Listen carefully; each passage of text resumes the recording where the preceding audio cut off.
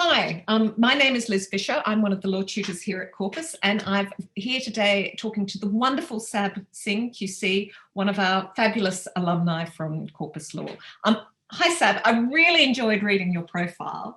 And you said you are now QC. Now, many people are not going to know what that is. So just to begin with, could you explain what a QC is? Yes, of course, Liz. So a QC is still a barrister, but after being a barrister for several years, generally it's about 20 years, you can apply for what's called Queen's Counsel, and that's what QC stands for. And there's an application process. You have to get judges to give you references. You have to actually get your opponents to give you references as well. So it helps if you're quite nice to them in court. And then if you pass a kind of paper stage, you're then interviewed. And then about 100 barristers a year are made QCs. So I was made a QC back in 2018, so about 3 years ago now.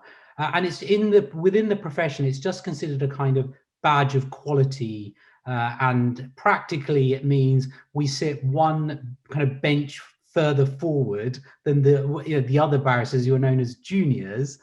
We wear a silk gown rather than the normal gown. So becoming a QC is sometimes referred to as taking silk, and we are sometimes referred to as silks.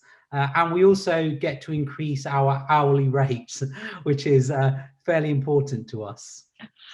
So really what it is a sign of is kind of professional excellence, which I know is a kind of embarrassing thing to say to you, but that is what I'm going to say to you. I was also really impressed reading your profile about how by the age of 16 you'd figured out that you wanted to be a barrister. And I was just wondering if you could comment on the thought processes that went on behind that. And also, has your experience of being a barrister lived up to what you thought it was going to be like when you were 16? Yeah, of course. I think maybe initially it was because I was a bit of an attention seeker, and I saw the barrister as being the center of attention and the kind of a theatrical type character.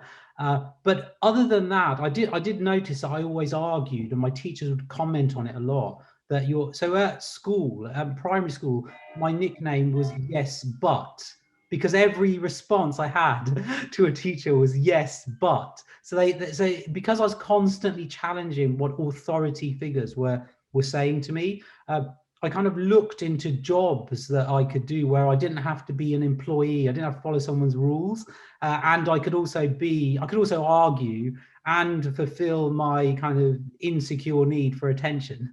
And a barrister seemed to be ideal. Now, initially I had kind of intended to be a criminal barrister, just because when you watch TV, when you see kind of programs and films and so on, it's generally always a criminal barrister, who's in court in a murder trial and so on. But I didn't really have much idea of what crime was, and I generally kind of thought it'd be nice to practice in more than one area of law as well. So when I eventually joined my chambers, it actually advertised as practicing some one area of work was said to be crime amongst many others. But when I got there, I realized that they only did crime in an annex in Brighton, which had a completely separate application process. So I ended up never doing crime. I just did civil work. So, tax, clinical negligence, public law, that type of thing. So I never actually kind of achieved the aim of being a criminal barrister, but I think that was the overriding aim, was just to be a barrister and then to see what it's like. And now actually I'm quite glad that I didn't go into crime, because lots of people I know who went into it are leaving because of the really severe public funding cuts, the legal aid cuts and so on. So had I gone into crime, I'm not sure if I would have been speaking to you today as a barrister, which is fairly sad. I mean, I hope they do rectify that situation for the next generation, and also to retain current barristers at the criminal bar, because obviously the criminal bar is crucial. I agree completely. You describe kind of part of your wonderful experience at Corpus being tutorials.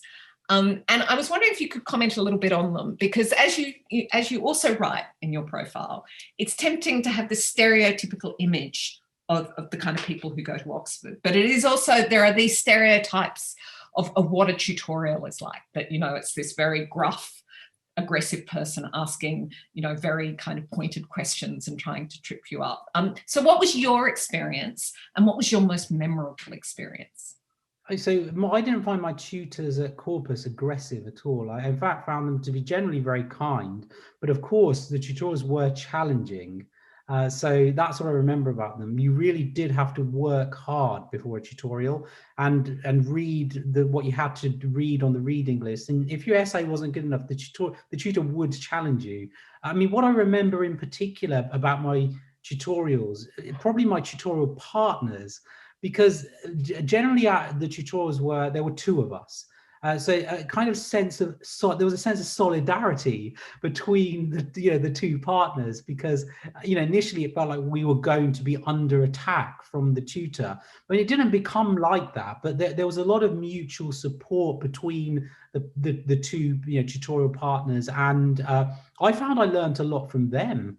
On kind of the approach and the style that they had in a tutorial, the kind of work ethic, the way you cannot actually wing it, really, because you always get caught out, by your tutor. So I think just that whole tutorial system just instilled it's an important work ethic, a kind of camaraderie with the other students, a respect for the tutors, and also the kind of the ability to work regularly under pressure, because there had to be an end product at the end of each week, which was an essay.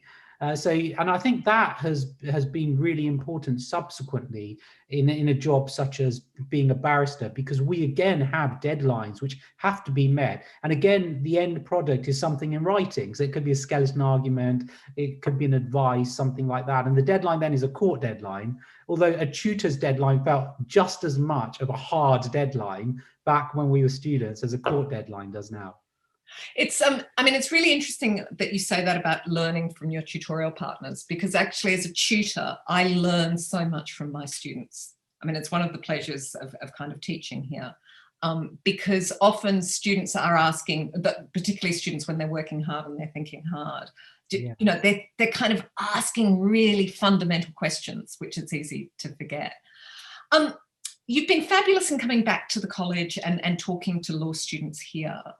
I guess my final question is that really hard question, but I think an important question. What would your advice be to law students or to people thinking about going into a career of law? I think the most important thing is for them to find out more about the profession, and that's really through kind of work experience and that kind of thing. And in particular, they should try to do some work experience in both a solicitor's office and in a barrister's chambers, or at least go to court to see kind of how barristers work, because the two professions are very different. No, I don't think any student should just assume that a barrister is a kind of job for them or a solicitor is a kind of job for them. They should seriously sample both. I mean, I am obviously biased, and I think I'd recommend that they be a barrister. And the way I describe it, and probably lots of solicitors wouldn't agree with this, is that the solicitor is kind of more like the GP who you go to see when you have a kind of general problem, and the barrister is more like the hospital consultant who you're referred to, who has the kind of specialist knowledge in a certain area. But I'm not sure if solicitors would welcome the comparison where I am the consultant and they are the mere GP with the generalist rather than the specialist knowledge. But in a way, that the point that within the legal profession, there are so many different careers. So I mean, to these two categories, you could add in-house legal counsel in companies, government lawyers, and many other different roles. Well, thank you so much for talking to me, and thank you very much. Thanks, Liz. Thank you.